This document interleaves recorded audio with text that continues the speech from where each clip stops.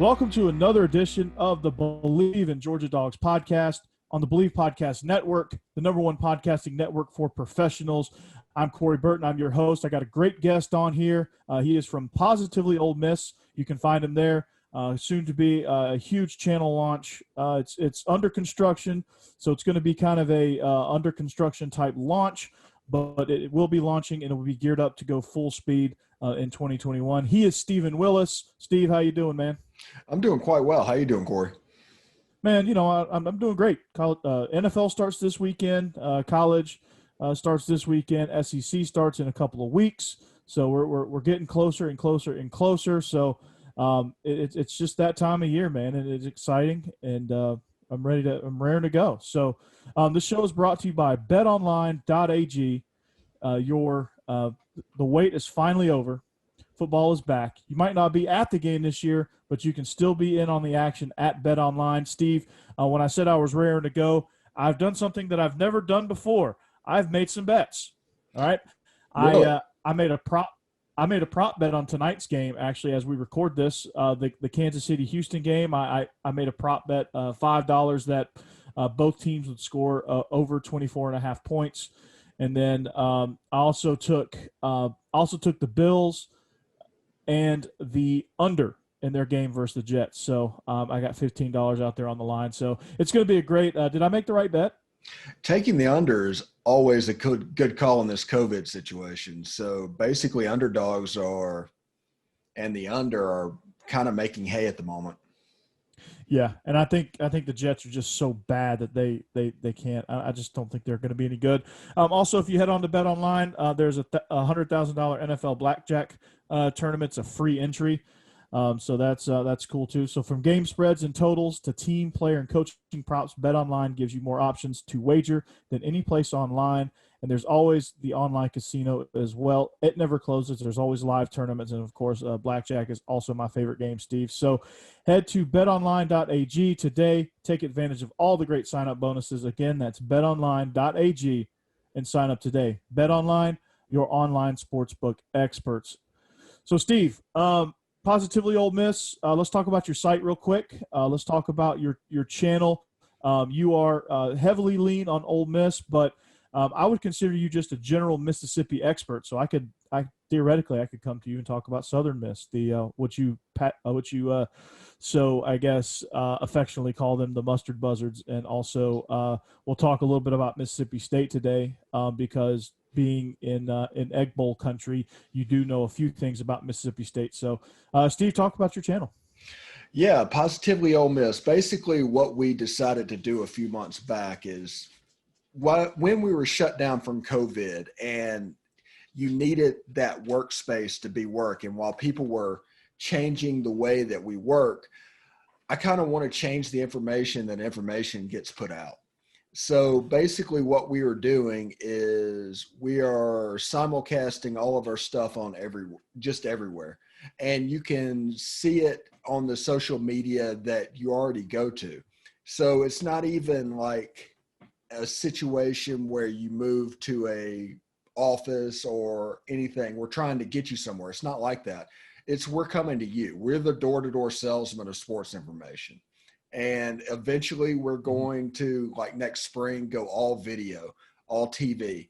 And we're going to do graphics and the whole 9 yards. And basically what we're doing now is a podcast version of that channel. We have the POMcast, the Positively Ole Miss podcast right now that you can listen to. It's a little 30-minute snippet per day. And we also are going to move on and bring back Around the SEC, which I think Corey is going to be involved in, with Joseph Beecham. We call him Jeb affectionately. Mm-hmm. And we're just going to go over stuff and try and have fun, but it's going to be in a place that you already are. Exactly. And I'm excited about that. And Around the SEC is something Steve, that you and I launched several years back, and then some time got away from us, and so we're gonna relaunch that, and I'm excited to do it. If you really want to know what this channel is all about, you can actually catch me on that channel. I did the boot camp series with Steve, where we talked about Lane Kiffin's offense. We broke down Lane Kiffin's offense. We also broke down what the quarterback room, the running back room, the O-line, and we broke down all the offensive positions. So We lumped in the tight ends, I think, with the wide receivers. So, because I think it's kind of one and the same. But yeah, so get excited about that. We do have a Mississippi, general Mississippi expert here at our disposal, and you can also find me over there at Around the SEC. We'll give plenty of SEC East and dog love on Around the SEC. So, Steve, part of the oddities of this season is the way the schedule is formatted. 10 games, SEC only. Georgia got half of the Mississippi draw. They got State and not Ole Miss. But Mike Leach comes in, and what impact do you think he's gonna make immediately to the program? Well, I think he's going to have a good impact, but the thing that we all have to remember, and this goes for Ole Miss, this goes for Arkansas, and this goes for Missouri as well, they did not have a spring practice. They did not have a fall camp. They went straight to the 20-hour rule and less practice, and so that's going to make it difficult for really any kind of impact to happen this year. That's just the real thing that's going on. Now, with Mississippi State, it starts and stops with two players, and that's KJ Costello and Kylan Hill. They're going to be the focal point of this offense. They have a bunch of dudes at wide receiver, but, I mean, nothing really special. They don't really use a tight end. So it's going to come down because they were set up to be a ground and pound team the last forever years. I mean, going back to the beginning of Dan Mullen.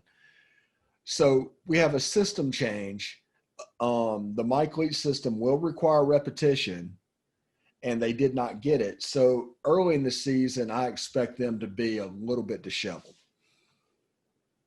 Yeah, I mean, that's to be expected. I think Georgia's offense is going to be disheveled too because you have a brand new coordinator, brand new quarterback situation, things like that. So anytime you don't get a full dose of full contact practices like you normally would in a normal season, it's going to be difficult for a lot of teams. So Kylan Hill, again, there was all that drama, but that has since subsided.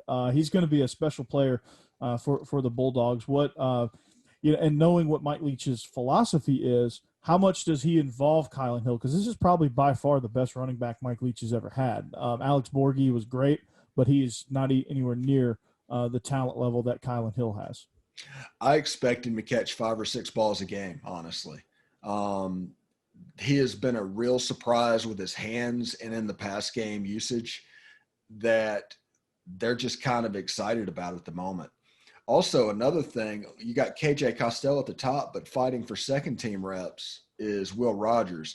And I look at this as a developmental season. This is going to be the longest spring practice that you've ever seen. It's going to be a 10-game spring practice. No eligibility lost, no consequences for coaches unless you're Southern Miss. And you just have to remember that there could be a situation where more teams are playing multiple quarterbacks at once because they want to get them reps. They want to get that repetition in, and they just want to move towards 2021 where it actually really counts again.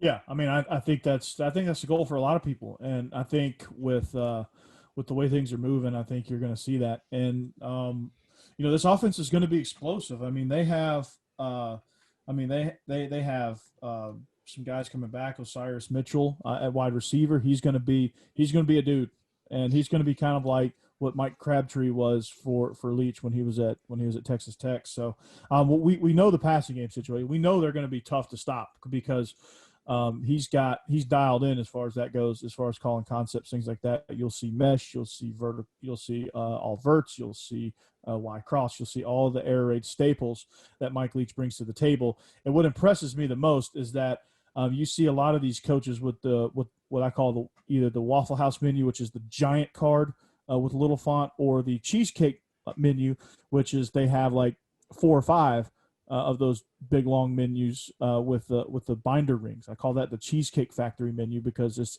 something of everything in there. But Mike Leach has, you want to see his play sheet? That's his play sheet. That's how big it is, right? It's just a little note card that he occasionally looks at, but he's got it all up here and dialed in. So I'm excited to see what they could do offensively, and I have zero doubts that they're going to be great offensively. Let's look at the defense. What is State bringing back on defense, and what are they losing? How's that going to shape up? This looks like a problem area at the moment. Like, as you know, they lost the Fab Lovett and the other kid that went to Florida State. I can't remember his name at the moment.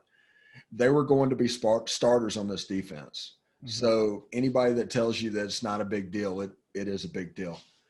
If you look at this on the defensive line and the linebackers and that, you have youth like Emmanuel Forbes at corner, and it's just young. It's just young. That's the best way to describe this video. They have to start over. It's a reset year. Mm-hmm. And if they lose a lot of games, it's going to be on the defensive side of the ball, and the offense is just going to have to carry the day.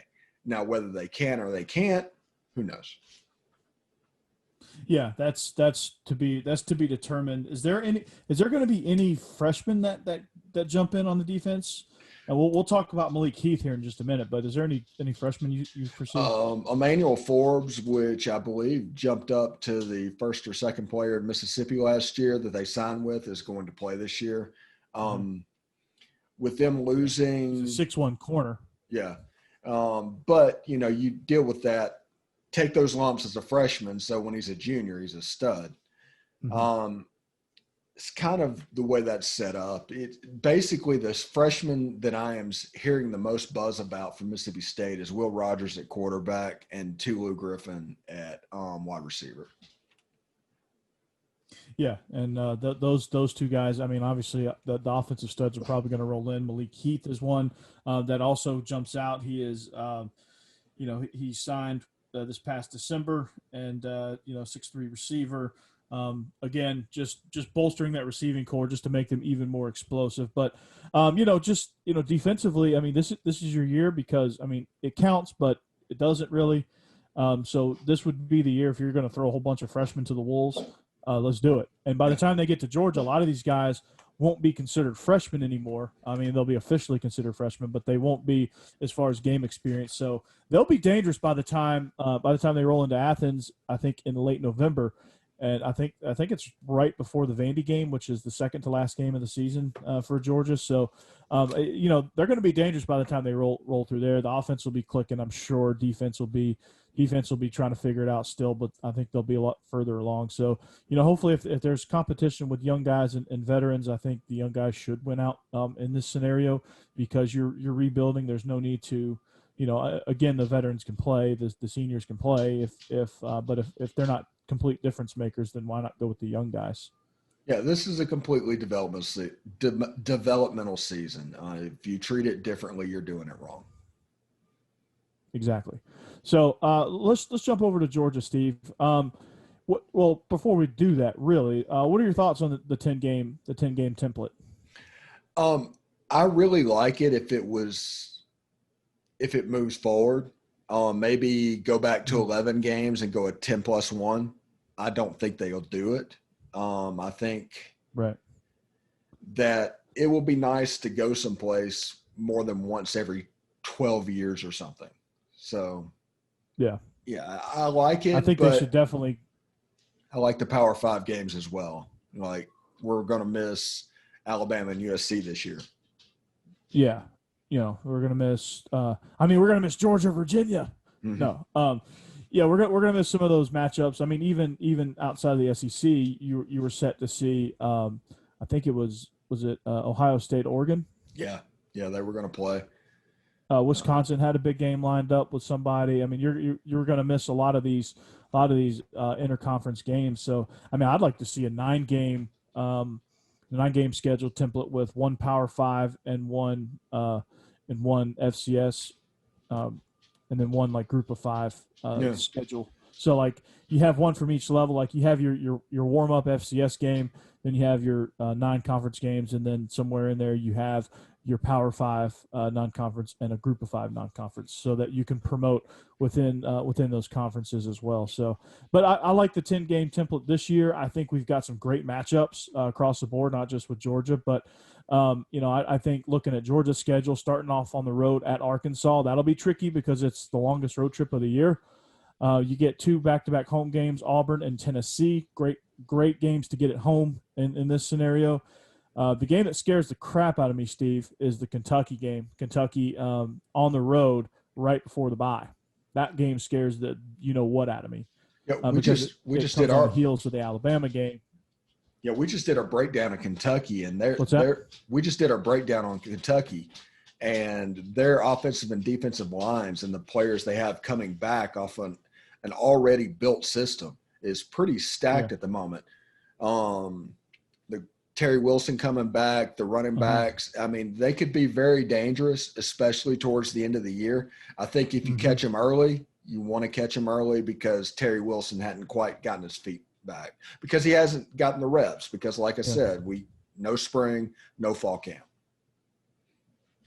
Yeah, and we catch them right in the middle, so you never know what you're going to get. But, if Kentucky was able to win 10 games without a quarterback at all on the roster due to injury, that's pretty impressive. Well, their big problem is Lynn Bowden is gone because he was not just not a quarterback. He was also the wide receivers that took the top off the defense. So you're going to see a lot of teams, if they have no deep threat, compressing down and making them play in that 15-yard box, and that could be bad for them.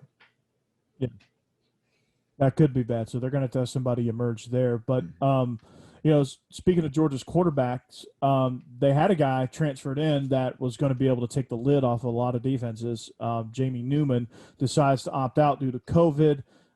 We have our theories on the timing of his opting out. It was after the first scrimmage in which he didn't really gain much ground. He didn't lose a ton of ground. He was still kind of in the lead by a nose, but Daniels and Mathis were catching on him, and so he decides to opt out. I think he was starting to lose the grip on the starting quarterback job. And whether or not he lost the job or JT Daniels won the job, I don't know exactly how the dynamics of that was playing out. But what are your thoughts on the quarterback situation at Georgia? Who's gonna come out on top? I think it's going to be JT Daniels because Georgia has Todd Monken at OC and Buster Faulkner as kind of the air raid guru. Yeah, he's the quality control. That's my cousin. So really? Yeah. Yeah, I remember. I mean, I spent numerous Christmases with him and his family. We always get together during Christmas. But yeah, he's a good guy. He's really knowledgeable. Had a lot of different experiences. He left the Mustard Buzzards as OC to come be a quality control for Georgia. And my theory on the Georgia quarterback situation will be that JT Daniels, this offense is made for him. Mm-hmm. Now, otherwise, they were trying to stick Jamie Newman in it, which is like trying to put Cam Newton in an air raid system. And Cam Newton isn't an air raid quarterback. Right. So this is probably going to fit JT Daniels. It just is. I don't know too much about the third string guy, but it just feels like it's JT Daniels' team. Yeah, I mean, Dwan Mathis is somebody who was committed to Ohio State at one point before the whole Justin Fields fiasco happened. He decommitted and signed with Georgia. It was kind of like a trade almost. But Dwan Mathis has quite the journey himself. He signed, then had major brain surgery in which he had to get a cyst removed from his brain. Redshirted all last year. Did some scout team work. Actually, was able to be on the roster. Was able to dress out for some games, mostly the home games. I don't know if he traveled or not, but he was able to play scout team. He was able to do some scout team work for Georgia. But he had a cyst removed from his brain. Steve, you had a similar procedure, the one that Matt Stafford's wife had. Exactly. So talk about the recovery time, mentally, physically. For something like that, just anywhere. I feel like anywhere a cyst on your brain, anytime they cut in and do surgery on your brain, it doesn't matter where it is. That's got to be quite the recovery time. Yeah, it really is. Just for background, I had an 18-hour surgery to remove an acoustic neuroma about last July, like shortly after Kelly Stafford went through her ordeals. Hers was a good bit smaller than mine. Mine was about the size of a golf ball. So it was pretty close to life-threatening. But they got it off and it's fine. But basically what I need to say is in the recovery, now mine was on my balance nerve. That's a little bit different because I'm having to relearn how to walk, how to relearn how to do everything. But the one thing from having that brain surgery, you have a fog that like periodically lifts. After a month, it's going to get a little better. After another month, it's going to get a little better. And you can actually get to the point where you can predict that the improvement is going to come. But now I can basically do everything. Now I don't have half of my balance, so I can't like play physical contact sports anymore, but I can go out and run. I can go out and do all that low impact stuff. But the first 6 months after that surgery is just a gradual getting better that he has to go through, because when you're dealing with your brain, it affects everything. You have no idea what that affects until they cut on it, and just getting better and healing. So good for him for getting through it. Obviously, it's not something we wish on anybody to do. Right. And he was working with Dr. Ron Corson. They probably had a specific plan as far as rehab goes. I'm sure he really worked hard to get to this point to where he's actually a legitimate contender in this quarterback battle. And I think the odd man out is going to be Carson Beck. Carson Beck is still really raw. He was a 4-star quarterback coming out of Jacksonville. But then again, I think everything's gearing up towards Brock Vandagriff. I think Brock Vandagriff's going to ultimately win the job next year when he comes in. He's a high school senior right now, number 1 quarterback in the country. When I say dual threat, he's just a threat.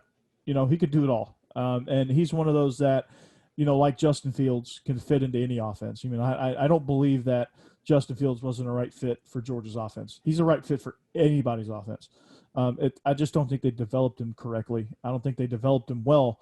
And I don't think that they allowed him to really flourish and really kind of understand some things. And he struggled his freshman year. I mean, there's a lot of freshmen that struggle. That's not abnormal. But I just don't think they allowed him to take that next step. I don't think they allowed Jake Fromm to take that next step even. And that's kind of why you saw him either stuck in the mud or actually slightly regressing. So, but I think the quarterback situation is going to be better. I think the coaching is better between Monken, who's the on-field quarterbacks coach, and then Buster Faulkner, who's also a quarterbacks guy, going to be working in that room as kind of a film guy or whatever his role is as quality control. He will have his hands on developing quarterbacks. So, but that's going to be interesting to see how that plays out. I'm with you, Steve. I think JT Daniels is going to win it. Yeah. Do you think there's any kind of a disconnect between the type of quarterbacks they're recruiting and the type of offense they're going to run? There was, I think. I think that's going to change. They got Brock Vandagriff. They've got the air raid system, and Monken's a little bit more of a chameleon than just. I don't think he's stuck in the air raid. I just think sometimes his personnel dictates that, and he's okay with that, and he's comfortable with that. But I think he's more of a chameleon than most of your air raid guys. But yeah, there has been a disconnect because I think you bring in Justin Fields to a ground and pound offense. I mean, he can fit that offense definitely because he's that talented. But I mean, is it really the best fit? No, probably not. And he came obviously, but I guess he realized it wasn't a great fit. But I think they've moved forward with some of the staff changes to further bridge that disconnect. Okay, and in the East, now I'm the Mississippi expert, but in the East, Florida's number 2. Who's your number 3? My number 3 might be Kentucky, honestly. I think defensively they're strong, especially up front. They've got a quarterback now. We got to see what kind of receivers they've got. But I did a show with Vinny Hardy, who does the Bleav in Kentucky podcast with Tony Delk. we talked to him, and he was just gushing about their running game. He was not worried about their quarterback situation. Loved their defensive line. So I mean, honestly, I think they're the third best team in the East right now. I think Tennessee is right up there. I mean, Tennessee and Kentucky might even overtake Florida, to be honest with you. But I think you're starting to see some teams that are on the rise that they just aren't quite there yet. Like Tennessee, I think is in that category. Vandy's Vandy. Mizzou is Mizzou. But I think your top four are Georgia, Florida, Tennessee, and Kentucky. And however you want to order that is up to you. But I think Kentucky is a potential sleeping giant because they're starting to take football seriously. Okay, and that leaves South Carolina, Vandy, and Mizzou at the bottom. Yeah, I mean, Muschamp is he's a dead man walking at this point as far as his job goes. I mean, he hired Mike Bobo, and that'll help, but I just think their roster's just not good, and they're just I don't know what's happened. They lost a lot of guys, and they're just average. That's what they are. And Mizzou is, we'll see what they have with Eli Drinkwitz, but I don't have a whole lot of confidence in that. I think Eli Drinkwitz is a good Group of Five head coach. I don't know if he can handle the rigors of the SEC. And then Vandy's Vandy. They don't take sports seriously at all. Maybe baseball is about the only thing they take seriously over there. But they need a lot of help, and I don't know if Derek Mason's the right guy for the job. Yeah, and unfortunately, like I said, with this being basically a 10-game spring practice, there's not going to be many consequences for the end of the season. So if you're stuck with a coach and didn't make a move last December, you're stuck with him until 2 Decembers from now. Yeah, I mean, because you can't fire anybody based on what's going on now. I think that would be unfair. But in the SEC is the SEC. So, I mean, maybe you can. I don't know. Maybe if Will Muschamp goes 0-10 in this 10-game schedule, okay, maybe if they get blown out every week, maybe okay, we got to make a change. But I just don't see a whole lot of movement. I think you're right there. So, then you look at the West, and there's a lot of new faces in the West. You got Leach, Kiffin in the state of Mississippi. You got Sam Pittman at Arkansas, which you want to talk about a tall order. Holy cow. That's a tall order for him to rebuild that program. You've got Malzahn on the hot seat. He's not a new face, obviously, but you got Malzahn that's on the hot seat. They've been trying to fire him for 2 years. It's just too expensive. You got Saban, who could retire at any minute, but I think he's so maniacal and just so into it that he might die on the field because he won't retire, which, I mean, he's earned that right. And then you have Jimbo Fisher, who is just making a ton of money to be average. I don't know. Texas A&M just throws money at things. I don't know if they really even evaluate what they're throwing money at, but I don't know what's going on with them. Maybe you can help me with that. I don't know. Georgia doesn't play him, so it doesn't matter. But we'll see what they got this year. So then Ed Orgeron, poor Orgeron, man. He got decimated. Now, I know you have your opinions about Orgeron. Last one out, cut the lights out. Exactly. I mean, that's what it is. Mm-hmm. I mean, it's like a junior college situation there where you lose half your roster. It's crazy. Yeah. And it's crazy to happen in a place like that. But I mean, he's got 5-star. He'll be fine, but not this year. But that's okay. He'll be fine whenever he can get a quarterback. Until then, he's going to be in trouble because Miles Brennan probably is not that guy. Probably not. No. Probably not. I don't think so. I think who did he get? He signed somebody really good, and they'll probably be playing. Honestly, I forget who it was that they signed. Big quarterback. So yeah, if you could do a normal camp, and there's a chance that a freshman quarterback can play. The fact that they're so limited on reps, I don't know. Yeah. I don't know. Yeah, that just gets tricky. So. Well, speaking of reps, limited reps, I mean, you got a Georgia wide receiving core that got decimated. Dominic Blaylock tore his ACL. He was supposed to be the number 2 guy. He's an explosive type receiver that can take the lid off the defense and relieve some of the pressure that's going to be on George Pickens. I mean, we all know what George Pickens has to offer. But what else in that Georgia receiving room? I mean, you got Kyrus Jackson, who's a good slot receiver. We don't know anything about him because he was injured all last year. You got Matt Landers, who just seemed to have the worst luck of all time. Then you have three talented freshmen: Jermaine Burton, Marcus Roseme, and Arian Smith. Who Arian Smith is actually on the shelf right now. So you're kind of limited in that wide receiver room. So it's going to be a lot of 11 personnel. I've heard a lot of good things about the new tight end, Darnell Washington. They call him Big O because he wears number 0. That's a new rule. You can wear number 0. So that's the kid from Vegas, right? That's the kid from Vegas. He looks like LeBron James. Like he's 6'8", 250. I mean, he looks like LeBron James. Probably runs like him and jumps like him too. Hopefully, that would be awesome. But talk about the skill positions. What you know about the skill positions, or what you see from your perspective on that. I think the best thing is getting that running back off campus. He was special. He was unbelievable. What was his name? It's gone. Darnell Washington? No, the running back from last year. Oh, DeAndre Swift? Yeah, that's playing for the Lions now. Yeah, exactly. It just skipped my mind. The good thing, honestly, is getting that kind of a special running back off campus. Now, Zaire White is a good back, but he's not DeAndre Swift at the moment. The best player on that offense is probably George Pickens. Yeah, or James Cook. I think either one of those two. James Cook is – you want to talk about a player that's been misused is James Cook. They haven't figured out a way to use him. I think Monken will. But yeah, Pickens. Yeah, talk about Pickens. He's a big, strong guy. Reminds me a lot of Laquan Treadwell when he was at Ole Miss before the injury. Basically, he's going to go up. He's going to win 50-50 balls. He's going to out-physical defenders, and he's going to run by you. He is really a triple threat wide receiver, and probably the most talented in the league that is playing this year. That Jamar Chase opted out. Yeah, I mean, I think you're right. I mean, he's got every bit of attitude too about him, and that's what you need to spark your team. So, defensively, have you seen a defense that's as scary as Georgia's? They have a chance to be like the old Alabama defenses that would just constrict you.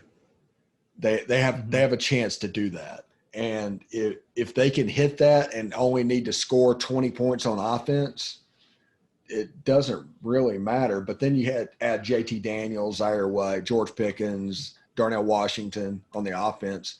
They're going to hit that 20-point plateau, and that means they're going to win most every game. I mean, there's no getting around that. Yeah, I mean, they have – I mean, what's scary is if they can match the offense with the defense, they have I think 5 NFL guys on that defense, and 5, potential day 1, day 2 guys. Probably a lot of day 2 guys, to be honest with you, a lot of second rounders. But I don't know. Richard LeCounte's a fringe first rounder, but most of those guys are late day 2 guys probably. Maybe if the offense will make a roster. Yeah, if the offense matches the defense, it's a national championship team. It's LSU for last year, basically. Yeah. Yeah, I mean, you've got a playmaker at every position room. You've got Richard LeCounte at safety. Now, one thing about Richard LeCounte is I think honestly he's not flashy, and that's going to kind of hurt his draft stock because he doesn't make spectacular plays, because he makes potentially spectacular plays look routine because he has great natural instincts. He has good ball skills. He has good anticipation. That he's just there, and it looks like a basic tackle. But what you don't see is I guess what his read dictated him to do, and he's just there, Johnny on the spot. Eric Stokes, to me, I don't know if you know much about Eric Stokes, but the guy is a human blanket, and not many balls were completed on him at all last year, and he's kind of one of those guys that could be a sneaky earlier rather than the later draft guy. Azeez Ojulari is going to get after the quarterback, but I want you to watch this clip, and it's Jalen Carter. He's a freshman defensive lineman. He takes our senior center, who's probably going to get drafted. Probably a day 3 draft guy, probably a 5th rounder. That's kind of where most of these offensive linemen go. They make the team. Solomon Kinley's a starter. I think he got drafted in the 4th round, maybe a 4th, 5th round by Miami. He's a starter now for the Dolphins at guard. So Trey Hill is going to be kind of probably that same mold. but he got absolutely dominated by a freshman. And this freshman's not. I mean, he's a freshman officially on the roster, but he's not a freshman. His name's Jalen Carter, defensive lineman. I think he's going to be one of the rising stars. And you have Lewis Seen, who, if you watch his bowl game, Steve, he hits like Thomas Davis used to hit. I mean, he's an absolute hammer back there at safety. So he's a great compliment to Richard LeCounte. So what players stand out to you? Just kind of looking from the outside in, what players stand out to you? Honestly, I don't know too much about the defense other than the fact that as a unit, I mean, this is just pure fan stuff talking. As a unit, they're very cohesive. They look like Alabama's defense from 10 years used to look. And obviously that is no surprise. So basically, if they got a nose, it sounds to me like they've got a nose. They got two. Jordan Davis is the veteran starter. Yeah. If they have that, you can Terrence Cody this defense a little bit. Mm-hmm. And then all of a sudden the rest of them get better and they can just cascade. And his whole goal with his defense is play man coverage all over the field, have a safety back so you can't get beat over the top, and force you to play within that 15-yard box. And he has better athletes than you. So if he can force that, you're in trouble. So that's why the corners are so important. That's why the safeties are so important. And also it's why the linemen and outside linebackers have big sack numbers, because those corners are blanketing everybody and the safeties are over the top. So nobody can make that throw. So the quarterback holds it a little longer. And next thing you know, it's 2nd and 15. Yeah, exactly. And, I mean, you hit the nail right on the head. I mean, they force you to play within that 15-yard box. They may not play man every snap. They play some zone combo coverages like cover 7, cover 5, things like that. But they do play a lot of cover 1 because Richard LeCounte's so good sideline to sideline. I mean, he's not Ed Reed, obviously, but that's big shoes to fill. But he's good. He can do that. They have I think they have, and what benefited them before I get to that is that they rotated, I think, 25 people throughout the defense last season. So you may lose a bunch of starters, but you have guys coming that have experience playing. So the only thing they have to do is learn how to start a game, which, that's tough in and of itself, obviously, but it's not as big of a concern now because those guys have experience. But I think they have one of each type player. Like they have their Terrence Cody with Jordan Davis. They have their CJ Mosley. They have a great downhill inside linebacker that's just a hammer against the run game. The other inside linebacker is more of a sideline to sideline guy. That's Nakobe Dean. They have Nolan Smith as the other outside linebacker. He's more of your space guy. Your play the edge, play the drop zone over there. You have Azeez Ojulari, who's great against the run. And I'm not sure exactly how they refer to all these players. I think one's a jack and one's a bandit, maybe. I'm not sure. But I think the jack is the one that plays against the run and rushes the passer as from the outside linebacker perspective as a primary responsibility. And that's Ojulari. You have Trayvon Walker, Malik Herring as your ends. Those guys can, if they really needed to get pressure with 3, those 2 guys can provide great pressure off the edges from the 4 technique or inside shade of the tackle, which is a 4-eye. They play a lot of what they call mint front, Steve, where they, I'll get to that in just a second. I'll ask your opinion on that. As far as scheme goes, they have great lockdown corners. Stokes is a great man corner. DJ Daniel is a great zone corner. They have a hitting safety. They have a free safety that roams the field, that plays good sideline to sideline. That's also physical. So they have something of every skill set out there, and that's what makes their defense so good. And it allows them to play different schemes, and it allows them to condense the line of scrimmage. So they call it the mint front, which is I don't know why they call it the mint front, but it's a tight 3-4 front where you have your nose and then you have your 2 defensive tackles or your ends or however you refer to them as inside the tackles on the inside shade. Sometimes even 3 techniques on the guards with those guys. But most of the time they're in that B gap. and then you have your linebackers play scrape, downhill scrape from B to C over the top, and then you can do a lot of different things with your backers and your coverages. So what challenges does that bring to offenses? Why are you starting to see that trend with the tight defensive lines and an odd front? Well, I think basically in the 3-4, it's basically become a 5-man front because both of the outside linebackers are now glorified ends. They can run. Like at Ole Miss, Sam Williams is playing outside linebacker at 265 pounds and running a 4.4. That's scary. It's not fair to the level that they're going. So, in my opinion, what Kirby is going to do now, there's going to be little things in that, but the basic thing is basically play a little 2-man. There's not really a running quarterback other than Terry Wilson at Kentucky that can eat him up. He's got KJ Costello at Mississippi State. He's got Mac Jones, who's not a runner at Alabama. What's the other two? Bo Nix is not a threat to run. Bo Nix is he's a runner. He's kind of a threat. He's more of a threat than the other guys. He's kind of a runner. Not total. He's not run primarily, but he's a guy that can run. He's the only one that scored a rushing touchdown on Georgia. Okay. And Felipe Franks at Arkansas. So this is really positioning itself to be kind of a 2-man situation to create that 15-yard box and force the quarterback to hold the ball a little bit longer, then let those outside linebackers do what they do and just kind of handle everything. It's a very much an Alabama 2010 type defense. It's all set up. Yeah. Even the schedule. It is. Yes, the schedule is definitely set up.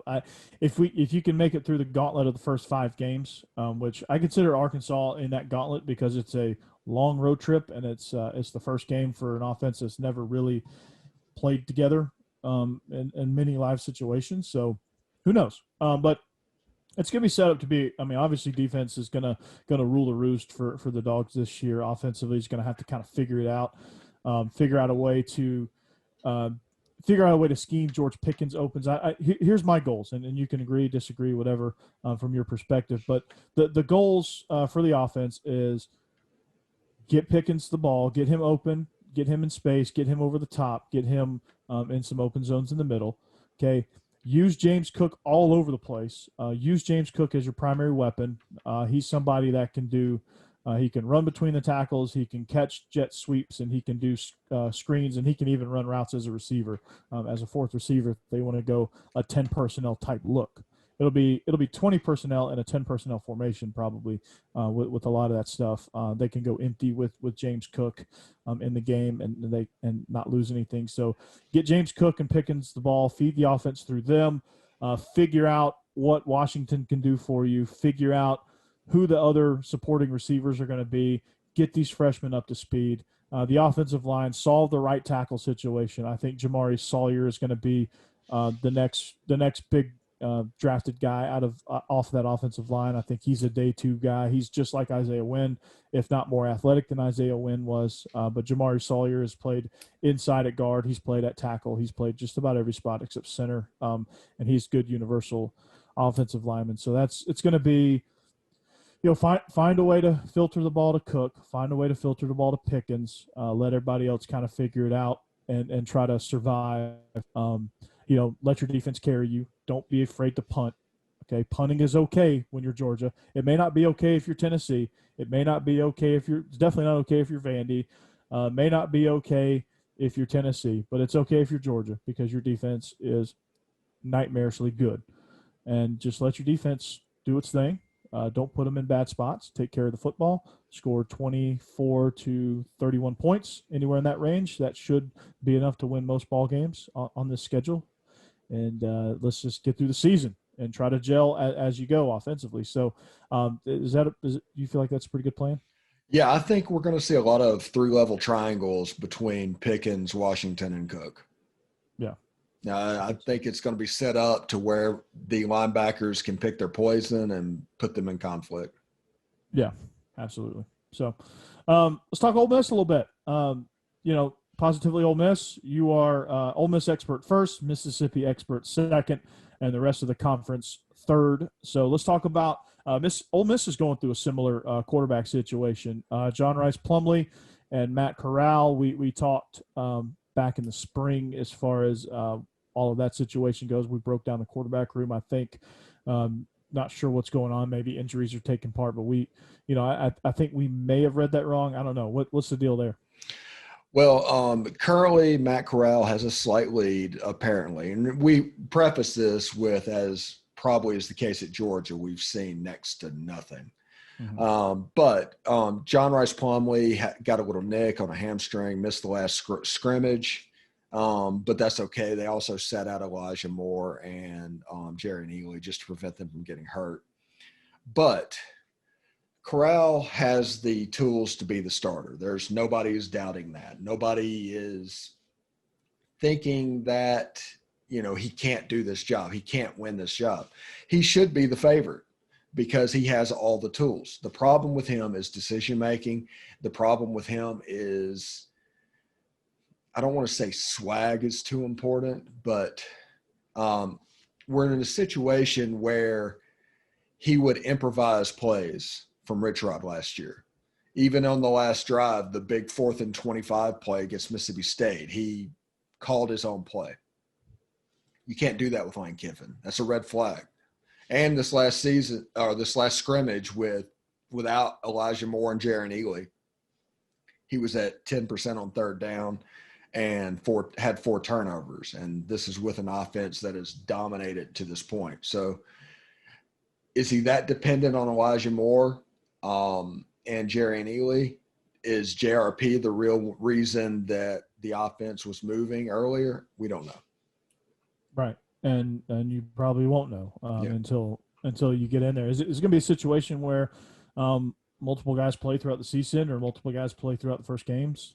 I think I'm expecting to see multiple quarterbacks just because they might win a job, but you need the reps in a season. Like I said, this is like a 10-game spring practice. Yeah. So if you're not getting the reps and you're not distributing them, then your players aren't getting better. This is the fastest way to improve depth of your football team than the history of college football because there are no consequences unless you're Southern Mississippi. Yeah, or maybe South Carolina. If I think, are there any freshmen that at Ole Miss that are standing out throughout practice? Is there any freshmen that you see that are just developing at a rapid pace? Henry Parrish, the running back, is fighting for 3rd string reps already, maybe 2nd string. He's been apparently really special. Mark Britt actually moved over to defense last week because COVID decimated that room. And he is he immediately moved up to the starting position in that position. So those are 2 players that are kind of stepping up at the moment. Cade Renfro, the quarterback out of Texas, is probably running 4th or 5th string at the moment. But they were so young to begin with, it's hard for the people to move up the step chart unless they're like really special. Yeah. I mean, it's just a different scenario, different circumstances. So, cool. Well, I think, we broke down Lane Kiffin's offense. Is a lot of that stuff still holding true? Is it, are we starting to kind of see a trend of what he's doing, or are we seeing enough information really to know kind of where he's leaning? I think it's leaning to where he was the UAB game last year at FAU more than the Jason Driscoll offense. Now it's all the Baylor system, and they're all doing the same thing, but the priorities within it are a little bit different. So I think he wants to do the FAU 2019 offense as opposed to the FAU 2017. Even though Jerry and Ely is a dead ringer for Devin Singletary and can do a lot of the same thing. Yeah, I think so. And it's going to be exciting to watch and kind of see what – I'm interested to see kind of how that ball control Baylor style goes when you blend 2 concepts in those in one offense. It's usually pretty good. I think Lane Kiffin does a good job of that. I call it being a chameleon, but I think he does a good job of blending and mixing different things and mixing them seamlessly, because sometimes people mishmash things and it doesn't work because I don't think they really truly know how to interconnect those things. But I think Lane Kiffin's somebody who does. Todd Monken is somebody who does, and that's what Georgia needs, is finally somebody who can do those type of things.